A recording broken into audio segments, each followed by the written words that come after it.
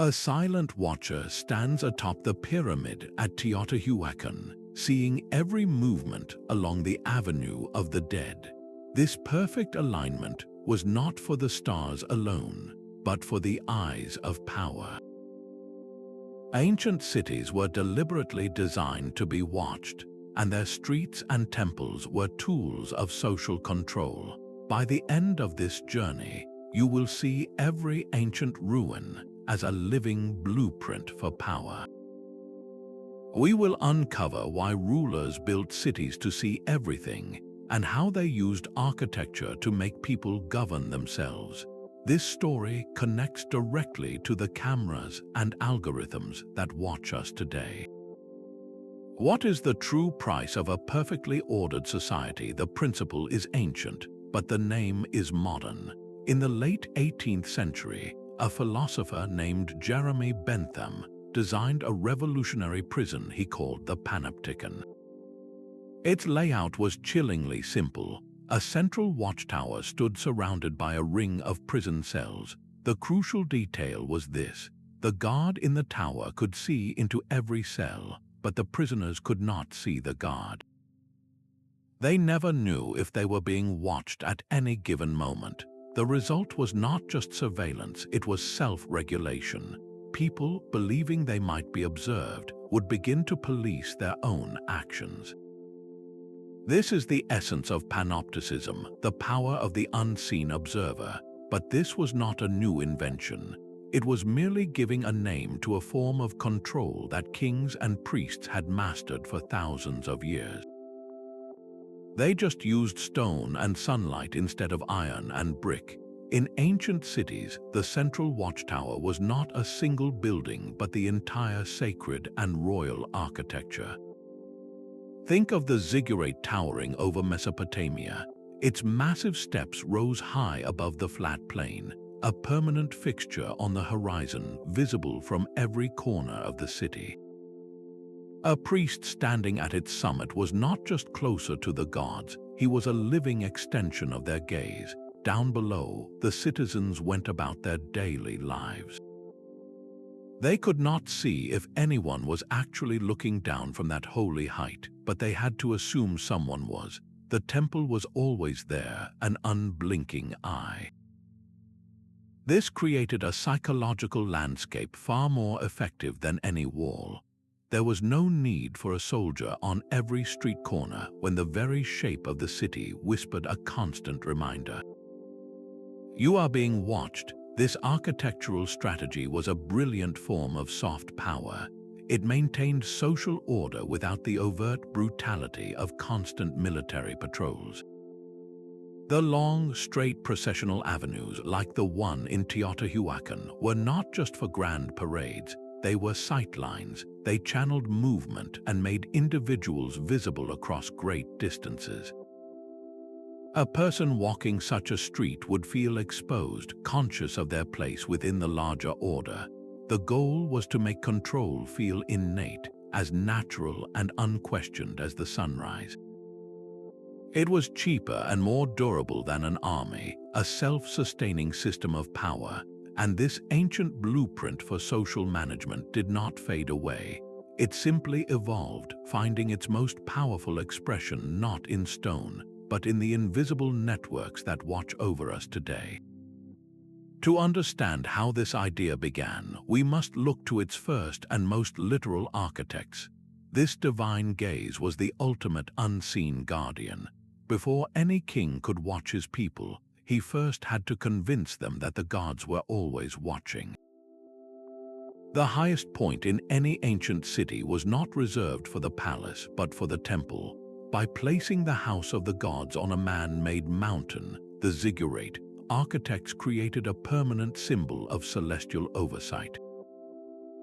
From the flat plains of Mesopotamia, the great ziggurat of Ur would have been visible for miles, a colossal staircase aiming for the heavens. Its presence was a daily, hourly reminder. The gods are up there and they can see you. This was not a subtle suggestion, it was a core architectural command. The ziggurat was not just a religious site, it was a psychological anchor for the entire society. A farmer tending his fields, a merchant selling his wares, a child playing in the dust, all would periodically glance up and see that immense structure dominating the skyline. They did not need to see a priest at the summit to feel observed. The building itself was the eye. It created a powerful form of self-regulation, where people internalized the idea of a divine witness. They began to govern their own behavior, not out of love for a law, but out of fear of a god's judgment. This made social control incredibly efficient. There was no need for a vast network of spies when every citizen carried the watcher in their own mind. The ruler, of course, was the crucial link in this chain of observation. He positioned himself as the sole interpreter of the divine will, the god's chief agent on earth. His authority flowed directly from that elevated temple. When he ascended the Ziggurat steps for a ceremony, he was performing a powerful piece of political theater. He was moving into the realm of the Watchers, aligning himself with their power, and then returning to rule with their implied blessing. The people saw not just a king, but a conduit to the very entities who observed them from above. This connection made his laws seem like divine decrees. To disobey the king was to risk the wrath of the gods, a fear far more potent than the fear of any earthly punishment. This architecture of belief created a stable, self-policing order, a society that watched itself on behalf of an invisible audience. But what happened when the gaze was not from the heavens, but from the palace next door? How did rulers make their own watchfulness just as intimidating? The divine gaze from the ziggurat was a powerful start, but earthly rulers needed a more direct path for their own authority. This led to the second masterstroke of ancient urban design, the long, straight road. From Persepolis to ancient Beijing, cities were built around a central axis, a grand avenue that ran like an arrow shot from the gate of the city directly to the heart of power. This was not merely a convenient route for travel, it was a carefully engineered tool for control, a stage where the ruler's dominance was performed daily. Picture the main avenue of Persepolis, the ceremonial capital of the mighty Persian Empire. A visitor, perhaps a tribute bearer from a distant land, would not enter through a maze of winding alleys. They would be funneled onto the immense processional way. This road was intentionally vast, lined with imposing sculptures of Lamashu, mythical guardian creatures with the bodies of bulls and the heads of kings. Every step down that avenue was a lesson in hierarchy. The traveler's gaze was forced forward toward the distant Apadana, the grand audience hall where the King of Kings sat enthroned. There was no ambiguity. The architecture left no doubt about who was in charge and where the source of all authority resided. This axial planning was a brilliant mechanism for regulating movement. Just as a river is channeled by its banks, the flow of people, goods, and even ideas was directed along this predetermined path. It made surveillance remarkably efficient. Royal guards stationed at key points along the avenue had a clear, unobstructed view. Any unusual activity, any large gathering, any potential threat could be spotted long before it reached the palace gates. The street itself became an extension of the ruler's watchful eyes, but the control was not just about seeing, it was also about being seen. These avenues were designed for royal processions. The king would parade down this central stage, surrounded by his elite soldiers, displaying his wealth and military might to the populace lining the route. This was a powerful piece of political theater. It presented an image of perfect order and unchallengeable power, a spectacle meant to awe citizens and intimidate rivals alike. The very act of walking this straight path reinforced political authority. A person moving along such a route becomes acutely aware of their own journey toward power. They feel small within the grand scheme, their movement choreographed by the city's design. Monuments and statues placed along the way served as constant reminders of the state's glory and the consequences of disobedience. This was psychological architecture at its most effective. It taught people their place in the social order simply by guiding their footsteps. The straight line, so simple in concept, became one of history's most enduring tools for shaping human behavior. And while kings used wide avenues to project their power, another ancient civilization perfected a far more intimate and inescapable form of watchfulness, one where no one could ever truly hide. While the grand avenues of Persia projected power in a straight line, other civilizations built their authority vertically. The most potent symbol of this was the Acropolis, the fortified high point found in cities from Greece to Peru. This was not merely a castle on a hill. It was the ultimate observation deck, designed to see and be seen from every corner of the urban sprawl below.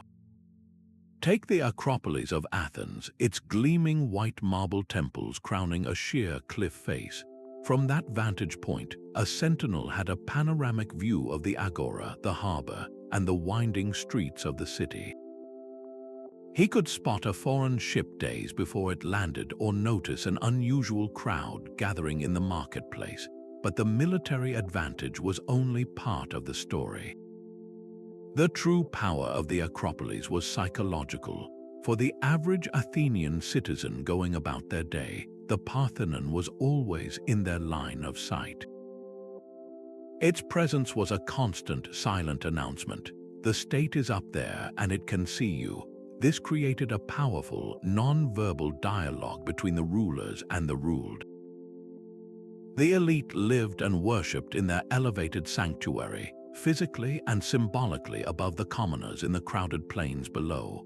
There was no need for proclamations or decrees to enforce hierarchy. The city's very topography did the work. The steep climb to the Acropolis was reserved for priests and officials, a daily reinforcement of the social order. This architectural strategy reached an even more intense form in earlier, more militant societies. The Citadel of Mycenae, with its famous Lion Gate and massive Cyclopean walls, was not just a royal palace, it was a fortress designed for control. Perched on its rocky outcrop, it dominated the surrounding landscape.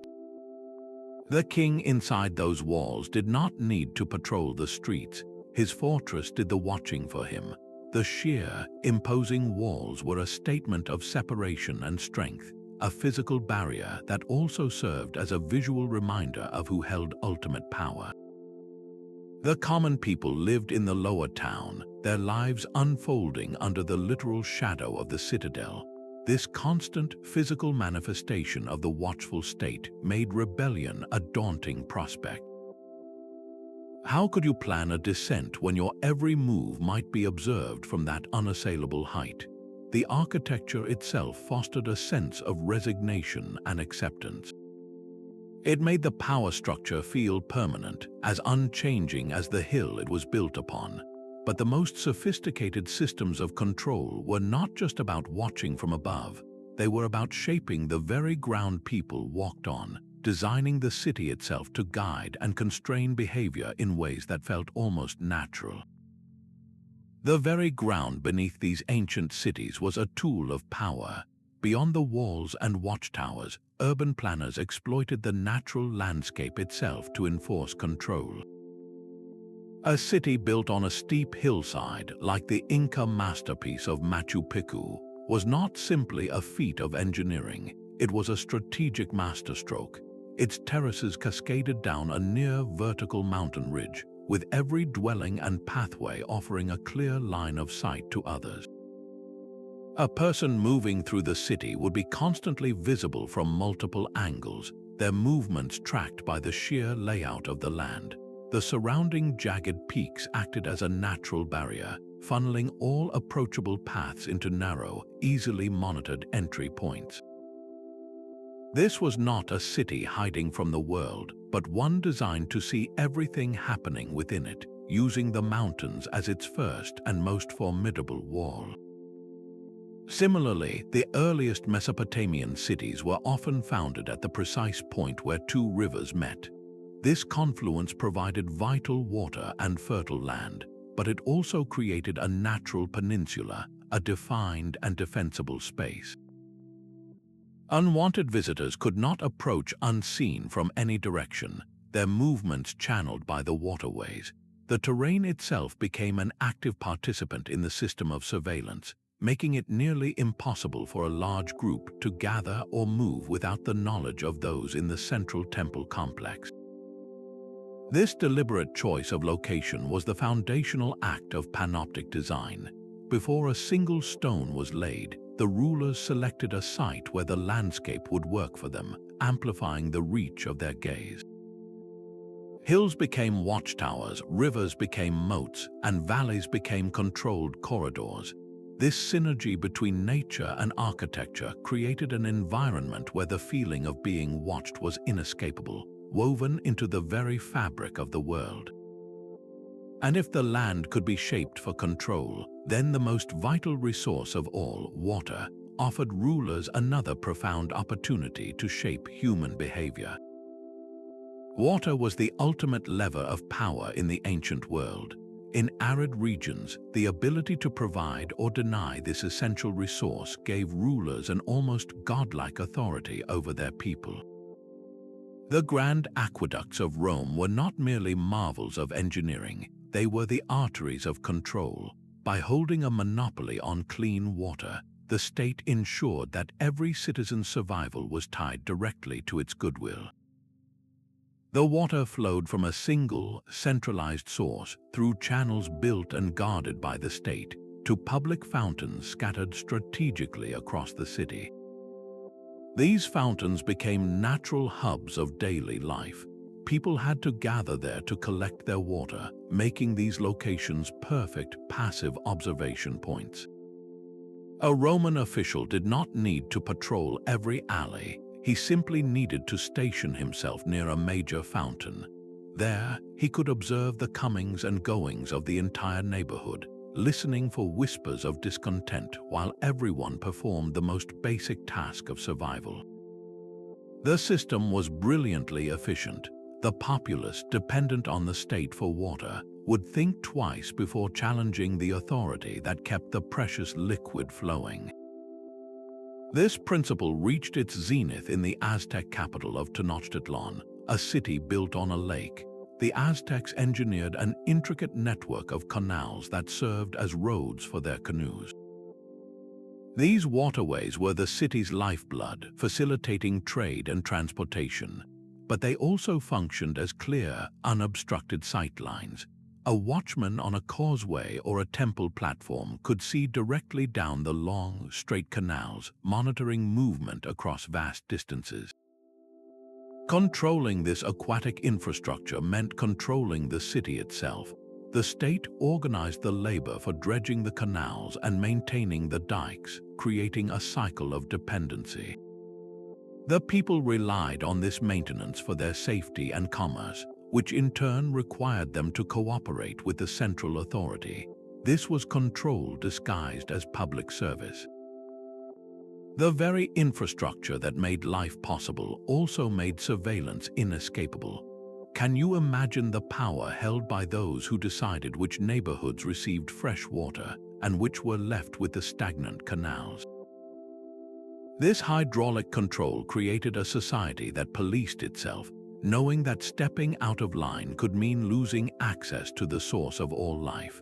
The architecture of water was perhaps the most subtle and powerful form of ancient observation, binding the people to the state through their most fundamental needs. But this constant observation was not confined to the grand avenues or the high citadels. It flowed into the very heart of daily life, into the bustling public squares where people gathered to trade, talk, and debate. The Agora in a Greek city or the Forum in Rome was the community's living room, a vibrant hub of commerce and conversation. Yet this open space, celebrated as the birthplace of democracy, was also a brilliantly designed stage for scrutiny.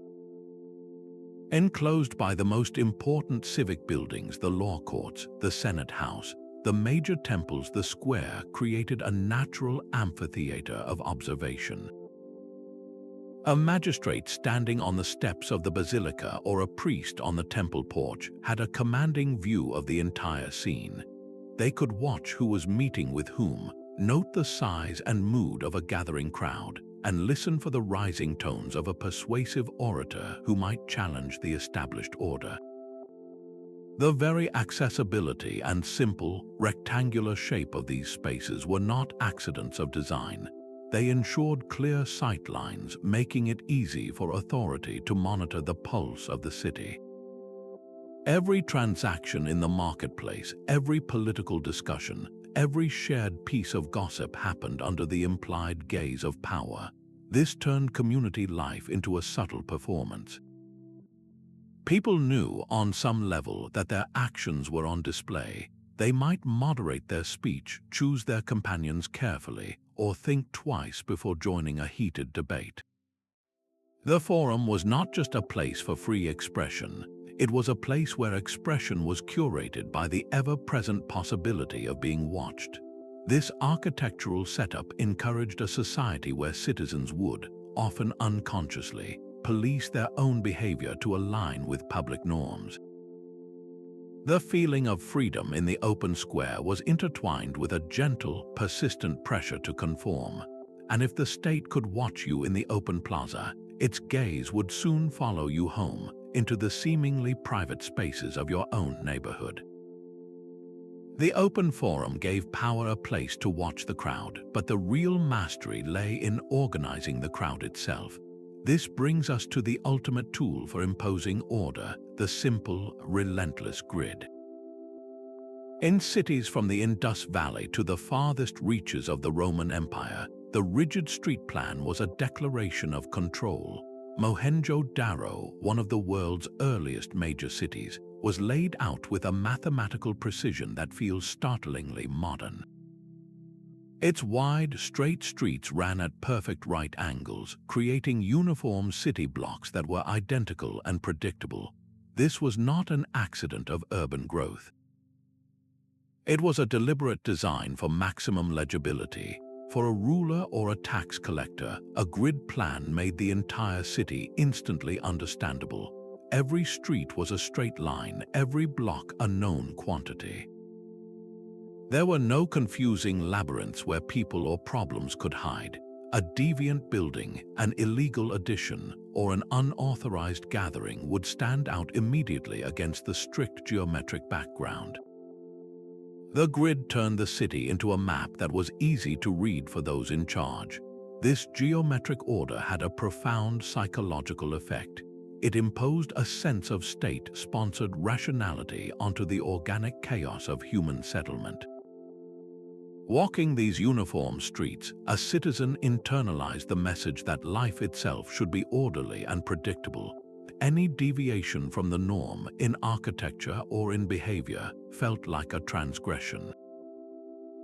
The Roman version of this was the insulae, the standardized apartment blocks that housed the common people. These multi-story buildings were arranged along the city's grid, creating a population that was neatly categorized and housed. This made administration and surveillance remarkably efficient. A patrol of soldiers could march down a straight, unobstructed street and quickly reach any trouble spot. They did not need to navigate a tangled web of alleys. The grid itself facilitated their movement and expanded their reach. The city's design ensured that authority could flow unimpeded to every corner. It was a physical manifestation of bureaucratic power, a way of managing masses of people by reducing their living space to a simple, repeatable pattern. This system of order, however, required a definitive boundary. The grid organized life within the city, but it was the massive walls surrounding it that defined who was inside the system of control and who was left outside. A towering stone wall did more than repel invaders. It defined the very concept of inside and out. While these massive fortifications offered security from external armies, Their true genius lay in how they managed the population within. The gates were not merely openings in a defensive barrier, they were the ultimate choke points, the valves through which all life in the city had to flow.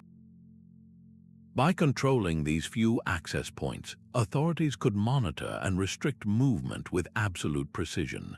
A city gate at sunset was a powerful symbol of authority. When the heavy doors swung shut and the massive beams were lowered, a curfew was physically imposed. Anyone caught outside the walls after dark was not just inconvenienced, they were officially excluded from the protection of the community. This simple act of closing the gates each night reinforced a fundamental message. Your safety is conditional upon your obedience. The walls created a captive audience for the ruler's laws. But the control was not just temporal, it was also economic.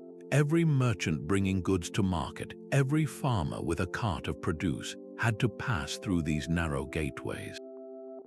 Here, royal tax collectors could station themselves, ensuring that a share of all commerce flowed directly into the state's coffers. The wall made taxation efficient and inescapable. It transformed the city into a controlled economic zone where every transaction could be observed and taxed. The battlements themselves, those walkways along the top of the wall, served as elevated patrol routes for soldiers. From this vantage, guards could look down into the city streets as easily as they looked out across the plains. A disturbance in a market square, an unexpected gathering, even smoke from a fire, all were visible from the ramparts. The wall was not a one-way barrier, it was a circular instrument of observation, turning the city into a contained and legible space. This constant filtering and watching solidified the city as a single, managed entity. For the people living within, the walls created a powerful psychological enclosure. The world was divided into the familiar, ordered space inside and the unknown, chaotic wilderness beyond. This physical boundary fostered a sense of shared identity, but it was an identity built on dependency. The state provided the security of the walls, and in return, it demanded conformity. To live within the walls was to accept the rules of the Watchers. This ancient blueprint of enclosure finds a direct parallel in our modern world, not of stone, but of data. These immense walls made the power of the state tangible, but the most direct psychological assault came from the monuments themselves. The sheer, inhuman scale of structures like the Great Pyramid of Giza was not just a demonstration of engineering prowess, it was a deliberate act of intimidation. Standing before its colossal limestone blocks, a person was reduced to the size of an insect. The architecture screamed a single, crushing message: you are insignificant. The power that built this is eternal, and you are merely temporary. This overwhelming scale was a form of passive control, a way to stifle dissent before it could even form a thought. How could an individual possibly challenge a ruler or a priesthood capable of commanding such forces, of moving mountains of stone to touch the sky? The monument's permanence made human life seem fleeting, and human ambitions seem petty by comparison. This feeling of awe was carefully cultivated. The labor required to build the pyramids was astronomical, a project spanning generations. This itself was a powerful piece of propaganda. It demonstrated that the pharaoh could mobilize the entire population, directing every aspect of their lives toward a single, godlike goal. The pyramid was not just his tomb, it was a permanent advertisement for the state's absolute authority. The common farmer, looking up at that smooth, geometric mountain, understood his place in the hierarchy. He was a tiny, replaceable part of a machine that would long outlive him. The Coliseum in Rome employed a different kind of scale to achieve a similar effect. Its vast, circular bowl could hold tens of thousands of spectators, creating a roaring, collective voice. An individual entering that space was swallowed by the crowd. Their identity merged into the masses, but the emperor, seated in his special box, was isolated and elevated. The architecture focused every eye in the arena on him. He was the sole provider of the spectacle, the master of life and death for the gladiators below. The scale of the building amplified his power and minimized the importance of any single citizen. It was a brutal reminder that the state could command not only your labor, but your leisure, and could stage dramas of ultimate consequence for its own glorification. This psychological manipulation through size was reinforced by the art that adorned these structures. The towering statues of pharaohs and the colossal reliefs of Assyrian kings depicted rulers with perfect, rigid features and superhuman musculature. They were not portraits of men, but idealized symbols of power, designed to be visually dominant and emotionally distant. A person walking through a hall lined with these giant figures was being conditioned to accept their own smallness. The state and its gods were monumental, you were not. This architectural intimidation created a landscape where resistance felt not just dangerous, but fundamentally irrational, like shouting into a hurricane. The very stones seemed to argue against it. Every surface in the ancient city told a story, and it was always the ruler's story. Walking through an Assyrian capital, your eyes would meet the colossal Lamashu statues at every gate, their human-headed, bull-bodied forms a silent declaration of the king's strength and his divine right to protect or punish. These were not mere decorations. They were the first line of a pervasive psychological campaign carved in stone. Beyond the gates, the narrative continued on the palace walls themselves, where vast limestone panels depicted the king as an unstoppable hunter, a mighty warrior, and a pious servant of the gods. In scene after scene, he triumphs over chaos, represented by lions and conquered enemies. A citizen would see these images daily, a constant visual drumbeat reinforcing a single idea. Resistance is futile and order flows solely from the throne. This messaging system was not limited to intimidating art. In the Roman Empire, the written word became a tool of control as powerful as any legion. Emperor Augustus did not just build temples and forums. He covered them with a detailed autobiographical inscription known as the Res Gesti, or the Deeds of the Divine Augustus.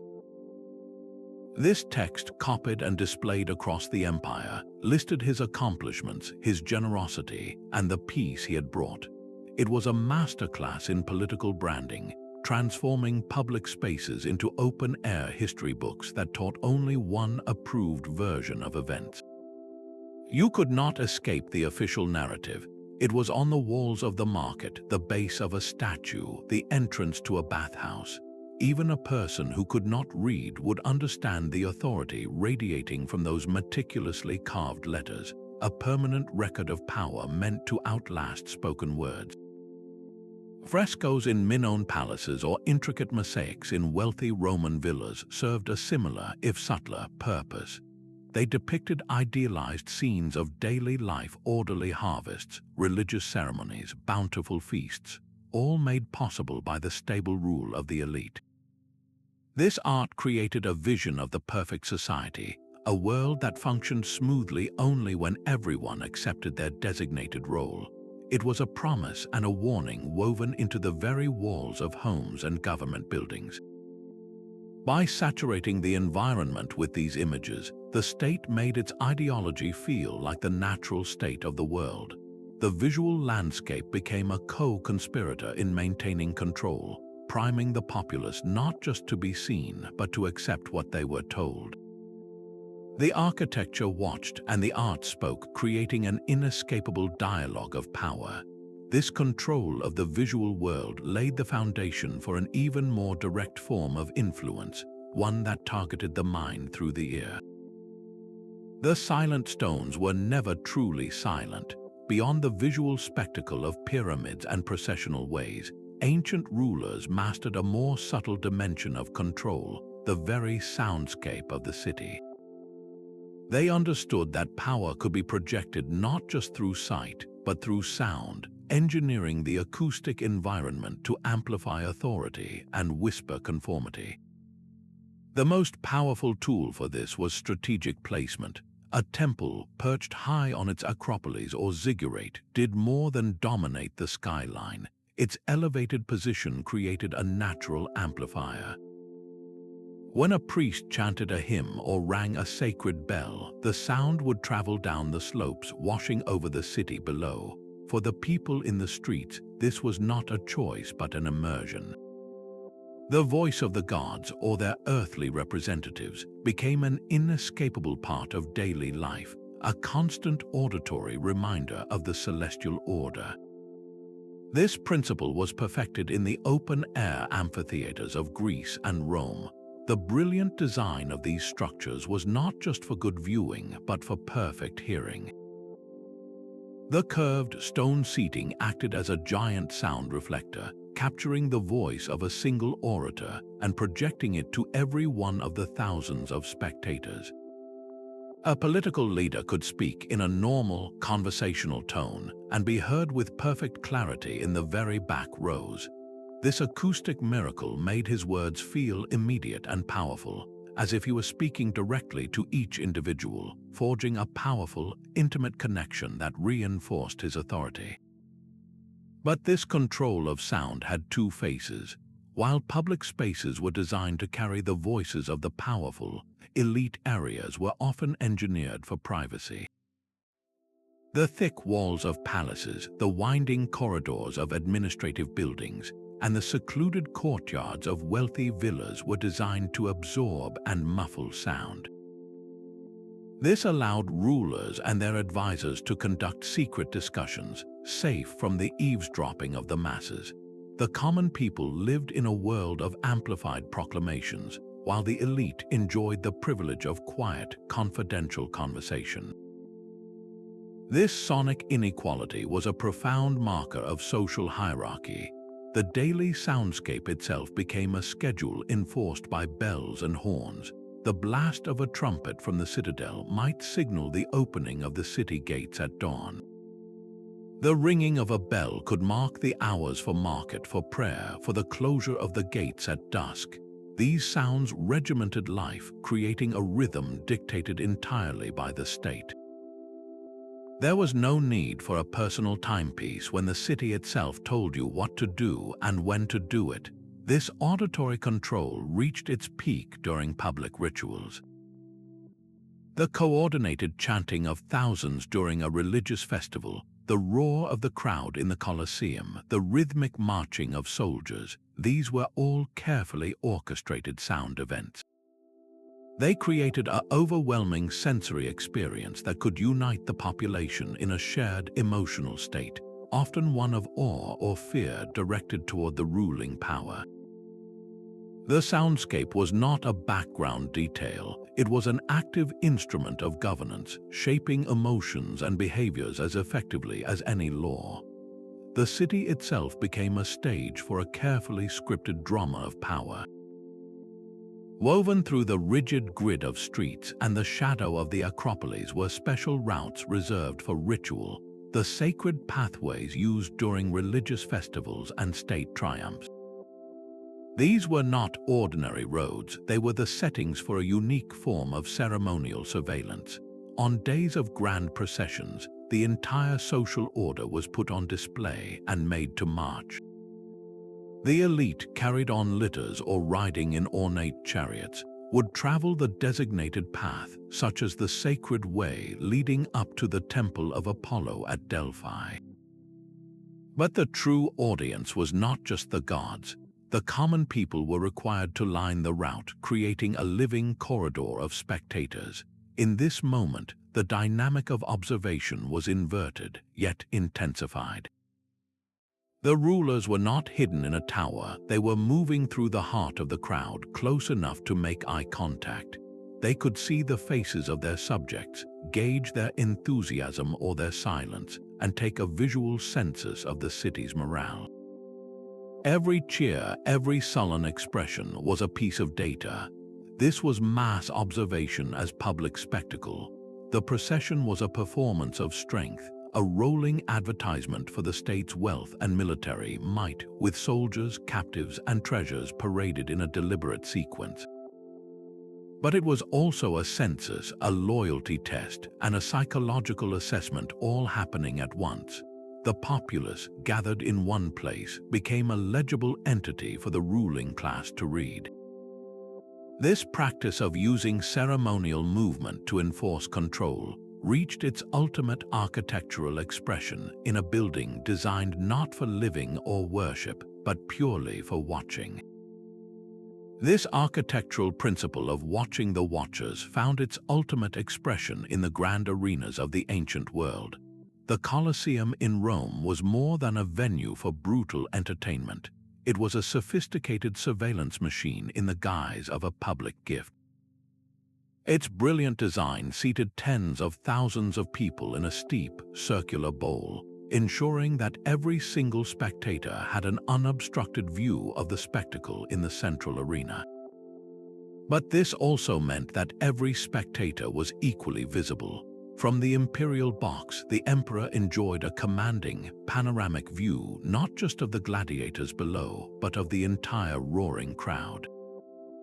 He could observe the reactions of the masses in real time, noting which factions cheered loudest, which senators seemed bored, and where any hint of unrest might begin to stir. The games were a carefully managed pressure valve, a way to distract the population with bread and circuses, but they were also the largest and most efficient public assembly imaginable. Instead of having to patrol the winding streets of Rome, the state could gather its entire citizenry in one perfectly designed container for easy observation. The roar of the crowd was not just noise, it was vital feedback for those in power. A happy crowd was a stable empire, and an unhappy one sent a clear warning signal. This dynamic was equally potent in the Byzantine hippodrome of Constantinople. The chariot races were events of fierce partisan loyalty, with the blues and greens factions often erupting into political rivalries. For the emperor watching from his elevated kathisma, the hippodrome was a living political barometer. The cheers and jeers of the factions were a direct measure of his popularity.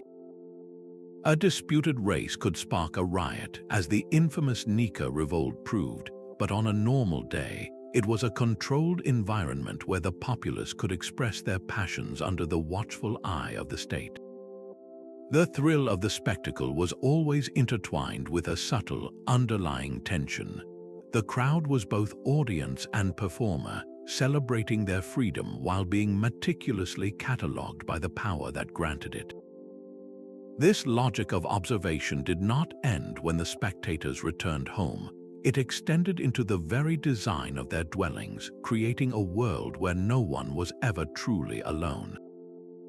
The city's grand arenas gathered the masses for easy watching, but its daily life was sorted into a more permanent form of observation. Ancient urban planners perfected the art of social zoning, dividing the city into distinct districts based on wealth, profession, and even ethnicity. This was not merely an organic outcome of growth, but a deliberate strategy for control. By concentrating specific groups in designated areas, the state could monitor and manage the population with remarkable efficiency. In the meticulously planned city of Harappa, part of the Indus Valley civilization, archaeologists have found clear evidence of this separation. The city was divided into a raised citadel for the ruling elite and a lower town for everyone else. This physical elevation was both literal and symbolic, placing the rulers in a position of permanent oversight. The layout meant that a person's address instantly revealed their social standing, making the entire city a map of its own hierarchy. This spatial segregation simplified the task of surveillance enormously. If everyone in a particular district was a potter or a metal worker, any stranger entering the neighborhood would stand out immediately. Unusual movement between districts, such as a laborer frequently visiting an elite residential quarter, could be quickly noted by gatekeepers or patrols. In ancient Rome, this principle was starkly visible. The wealthy lived in spacious, airy domus houses built on the city's hills, while the vast majority of the population was crammed into towering, flammable insulae or apartment blocks in the low-lying valleys. The authorities knew exactly where to find different segments of the population. Tax collectors could efficiently target commercial districts, while military levies could be raised from known artisan quarters. This system created a form of passive monitoring where the very structure of the city did the work of categorization. This physical manifestation of the social order had a profound psychological effect. Growing up in a designated zone reinforced your identity and your limits. You knew your place because you lived in it, and crossing into a wealthier, better guarded district was a conscious act that might draw suspicion.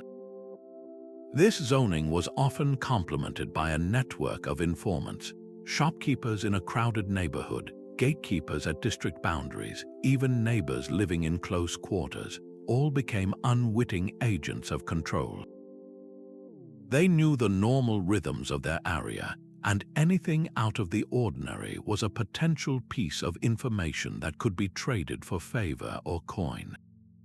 The state did not need to watch every individual when the entire community was structured to make deviation obvious. This ancient blueprint for social management, carving the city into visible, legible zones, created a stable but rigid order, a system where control was embedded not just in the monuments, but in the very neighborhood where you slept. This network of informants and segregated districts required a formal system to function, a bureaucracy of watchers. The rulers themselves could not be everywhere at once, so they delegated the act of observation to specialized classes. Priests and scribes became the human eyes of the state, translating the abstract gaze of the temple into tangible records and reports. In the temple complexes of Mesopotamia, a priest was far more than a spiritual guide. He was a key administrator. As citizens brought their mandatory offerings of grain, oil, or livestock, the priest stood with his stylus and clay tablet, meticulously recording every contribution. This was not simple bookkeeping.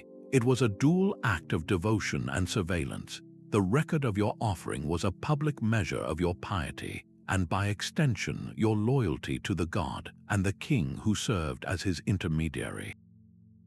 Failure to comply was not just a religious sin, it was a political transgression noted in the official archives for all time. The priest, in his role as the keeper of the ledger, held immense power over the community's reputation and standing. In the royal administration, the scribe wielded a similar power through the written word. Seated in a bustling government building, a scribe would compile detailed census records, documenting every family, their members, and their assets.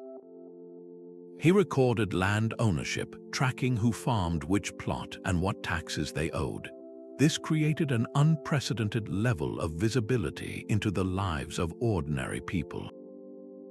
For the first time in history, the state could possess a detailed, searchable database of its entire population, written on papyrus or pressed into clay.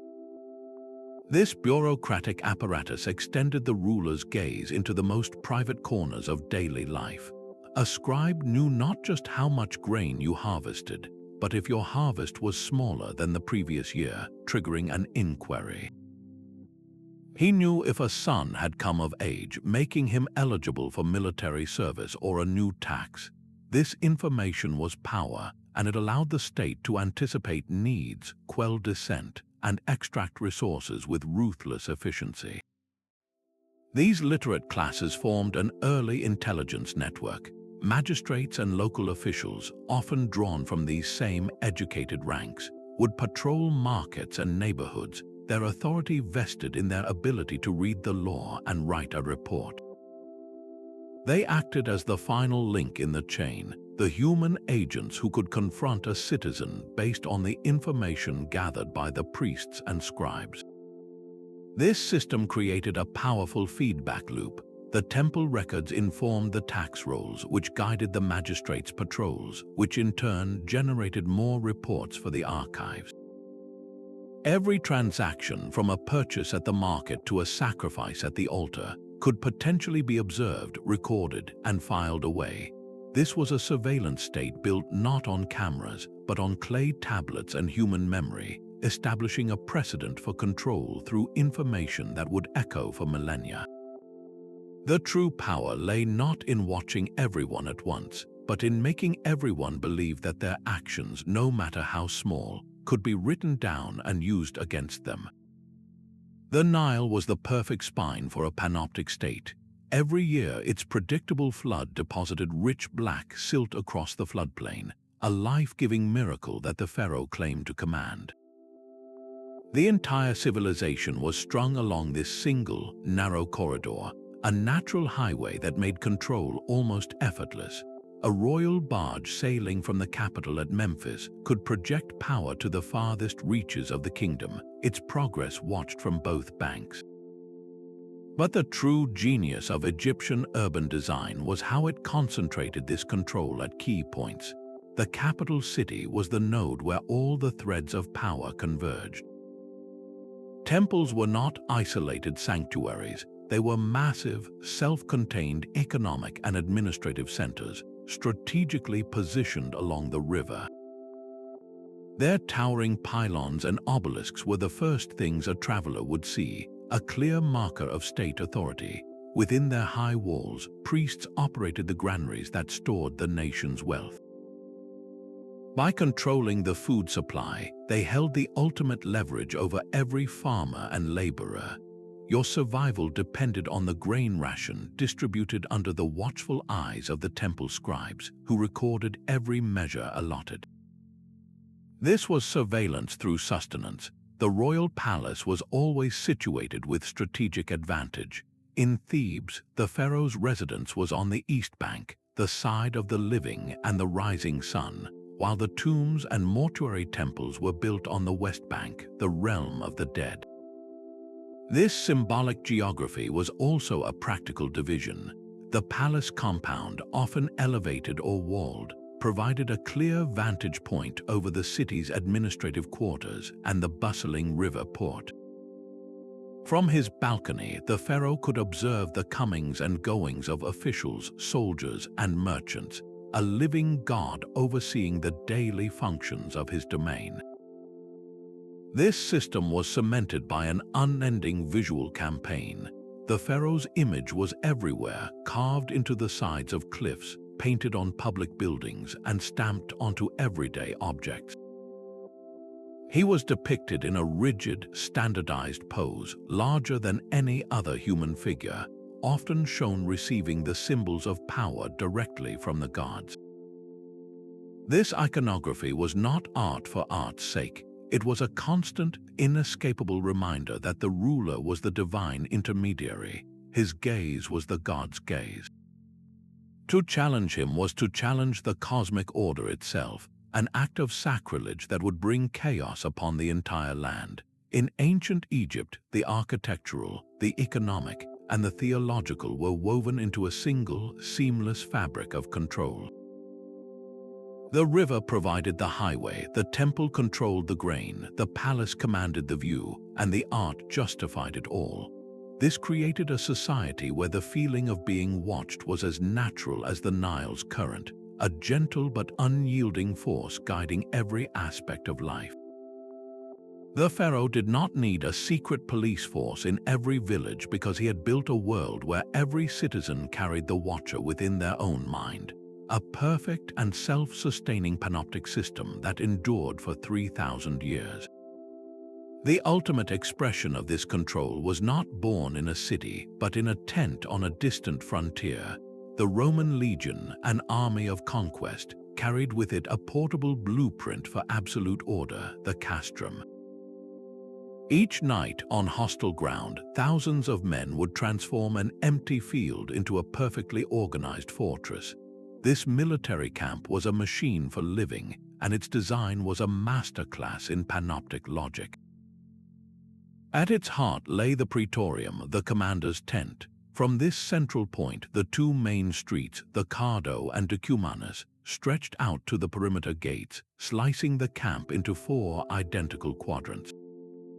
Every tent, every latrine, every cookfire had its designated place within this rigid grid. A centurion standing by the praetorium could look down these straight, wide avenues and see clear to the walls. There were no blind spots, no hidden corners. The entire community of soldiers was laid out like a map, instantly legible to those in command. This geometric precision was not just about neatness, it was about control. It allowed for rapid troop deployment, efficient supply distribution, and crucially, constant supervision. A soldier stepping out of line, literally or figuratively, would be spotted immediately. The perimeter itself was a key part of the system. A ditch and a wooden palisade wall enclosed the space with watchtowers at regular intervals. These defenses kept threats out, but they also kept everyone inside under observation. The gates were the only points of entry or exit, making it simple to monitor all movement. The castrum was a self-contained world where visibility was total and order was non-negotiable. But the true genius of Rome was how it applied this military logic to civilian life. When a legion settled a new territory, the temporary camp often became the foundation for a permanent city. The wooden palisade was replaced with stone walls, the commander's tent became the forum, and the barracks evolved into city blocks. The same grid plan that ensured a soldier's obedience now governed the lives of merchants, families, and artisans. Cities from London to Cologne grew from this castrum model. The message was unmistakable. Civilian life was to be conducted with the same discipline as a military campaign. The straight streets ensured patrols could move quickly to quell unrest. The central forum, like the praetorium, gave authorities a commanding view of public activity. The city walls continued to function as they had for the legion, controlling who entered and left. This was urban design as an instrument of pacification, creating a landscape where the habits of conformity were baked into the very streets people walked. The Roman castrum proves that the architecture of control is not always subtle. Sometimes it is as direct and uncompromising as a soldier's gaze, a logic of order so effective that it built an empire, one perfectly rectangular city at a time. Yet for every wall built to contain, a secret passage was eventually dug. The grand design of ancient control was never flawless, for human ingenuity proved to be its most persistent crack. Within the shadows cast by the towering Ziggurats and along the back alleys hidden from the straight processional ways, a quiet rebellion unfolded. The very people who were meant to be passive subjects became active participants in a subtle, constant negotiation of power. They found countless ways to reclaim slivers of privacy and voice their dissent, proving that the architecture of control could be subverted. One of the most direct acts of defiance was simply changing the architecture itself.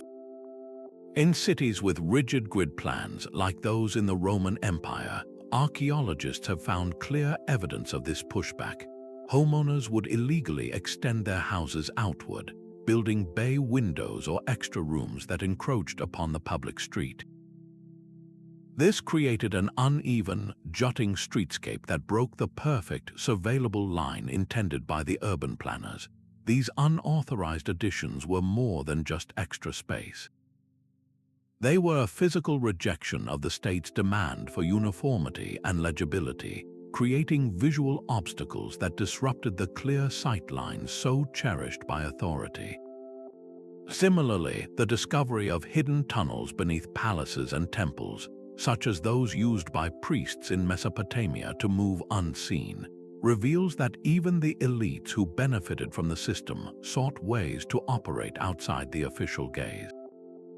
When physical space could not be altered, people turned to the ephemeral world of words and images. The walls of Pompeii provide a stunning snapshot of this popular voice, preserved under the volcanic ash. Amidst the official advertisements for gladiator games, you find sharp political satire, crude jokes about powerful politicians, and heartfelt declarations of love. This graffiti transformed the very walls meant to project state power into a public bulletin board for everyone's thoughts. It was a democratic defacement of the official narrative, a way for ordinary people to talk back to their rulers without ever facing them directly. In other cultures, this resistance took the form of secret societies. These groups, meeting in concealed courtyards or at night in remote areas, created a parallel social structure outside the control of the temple or palace. They offered an alternative source of authority and community, a space where forbidden ideas could be discussed and plans could be made away from the ever-present eyes of the state. This undercurrent of resistance highlights a crucial truth often missed when we marvel at these ancient cities. The relationship between the watchers and the watched was not a simple one-way street. It was a dynamic struggle, a daily push and pull where the state imposed its order and the populace found ways to wiggle free, to mock, to hide, and to reclaim a sense of self.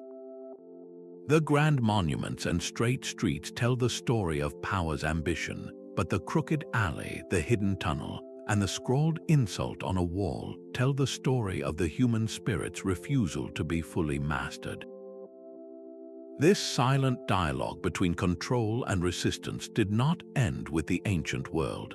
It simply found new arenas, evolving in ways that now touch every one of us directly, reshaping the very concept of community and self in the modern age. The struggle between control and resistance played out on every continent, but the architectural language of power was not universal. Across the vast expanse of Asia, a different grammar of urban design emerged, one that achieved the same goal of social order through a distinct philosophical lens. The ancient Chinese capital of Chang'an was a masterpiece of cosmic harmony. Its layout was not a simple military grid, but a profound reflection of Feng Shui principles, aligning the city with the cardinal directions and the flow of celestial energy.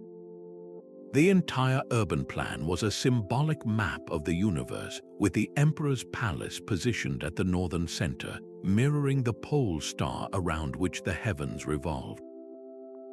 This was not just symbolism, it was a sophisticated system of control. The city was enclosed by massive, orderly walls, and its streets formed a near-perfect grid, but this geometry was imbued with a sense of cosmic necessity. The order of the city was presented as a natural law, not merely a human decree. This made compliance feel like participating in the harmony of the cosmos itself.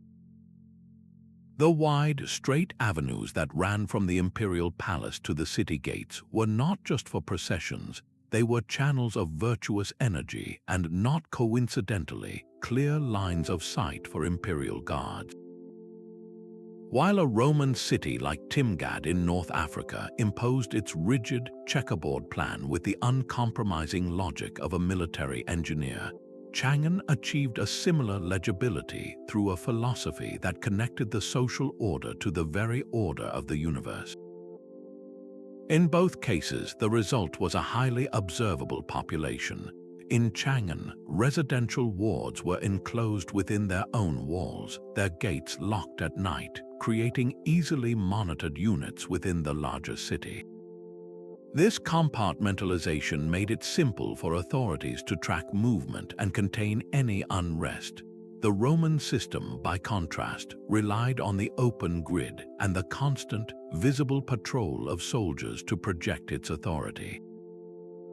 One system controlled through philosophical alignment and internalized ritual, the other through geometric precision and overt military presence. Yet both civilizations, separated by immense distance and culture, arrived at the same fundamental conclusion. A well-ordered city was a watchable city. The specific tools, whether feng shui or the castrum blueprint, were merely different means to the same end, the creation of a social body that was transparent to its rulers. This parallel development hints at a deep-seated impulse in complex societies, a drive to use the built environment as the ultimate tool for making a population governable. And as these ancient systems of stone and ritual eventually crumbled, the underlying blueprint for control would not be forgotten. It would simply be reborn in a new and far more pervasive form. The fall of Rome did not shatter the blueprint for control. It merely scattered the pieces across a changing landscape. In the dense, winding streets of a medieval town, the principles of ancient surveillance adapted and persisted. The cathedral, now the tallest structure, replaced the ziggurat as the symbolic eye of the community. Its bell tower cast both a literal and a metaphorical shadow over the town square, a direct descendant of the Roman Forum.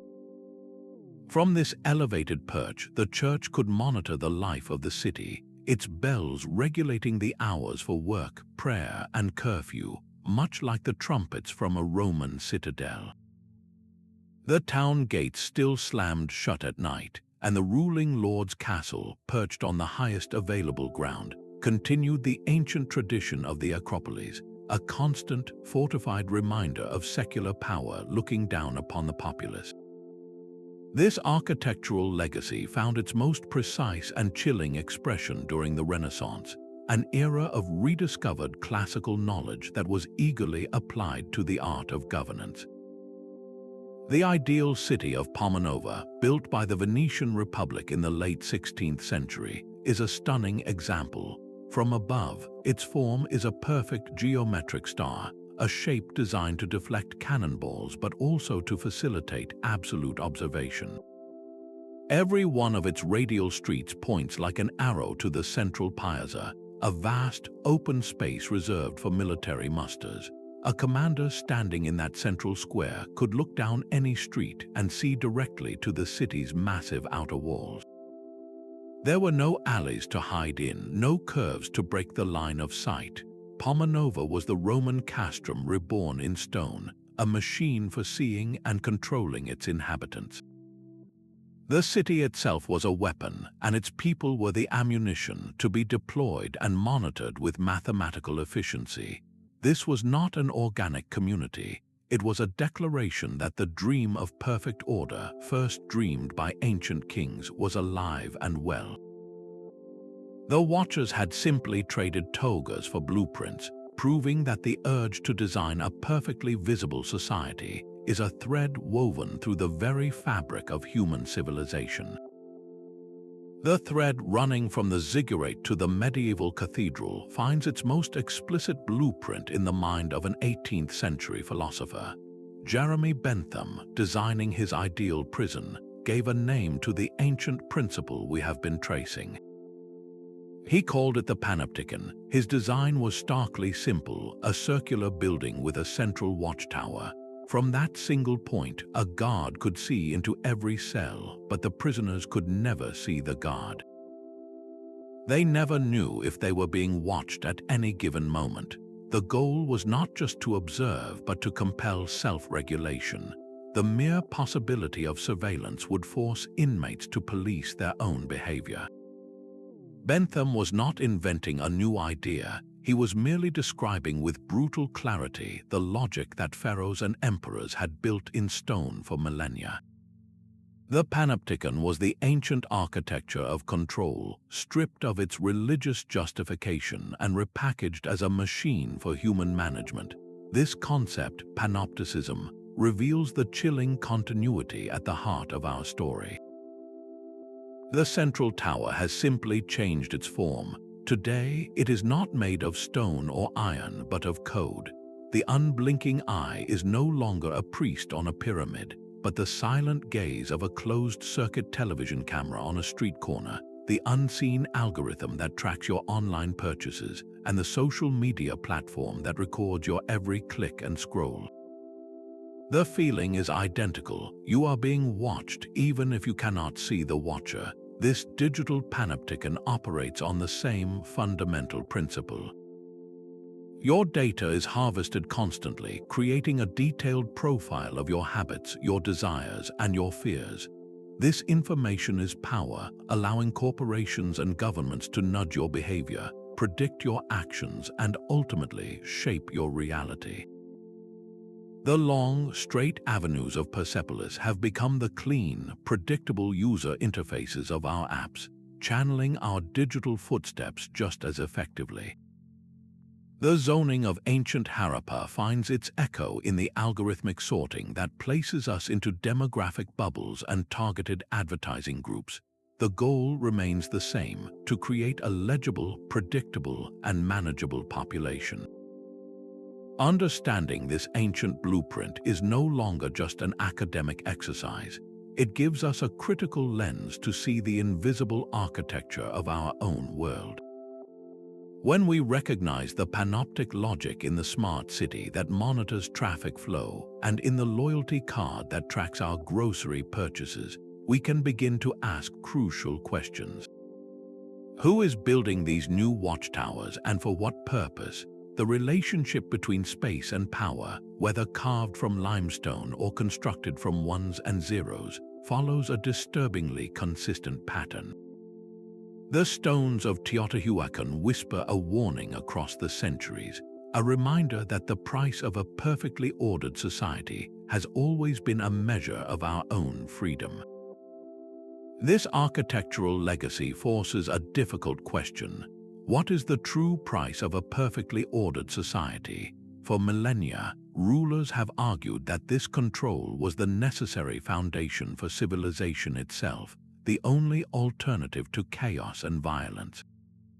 The ancient Greek philosopher Plato envisioned just such a society in his Republic, a city-state governed by benevolent philosopher kings where every citizen knew their place and contributed to a harmonious whole.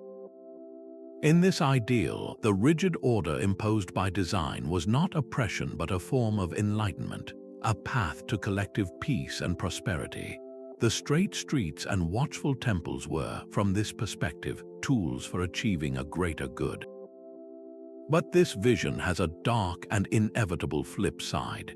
A society designed primarily for observation and control is one that inherently discourages the very things that allow cultures to evolve, challenge injustice, and flourish.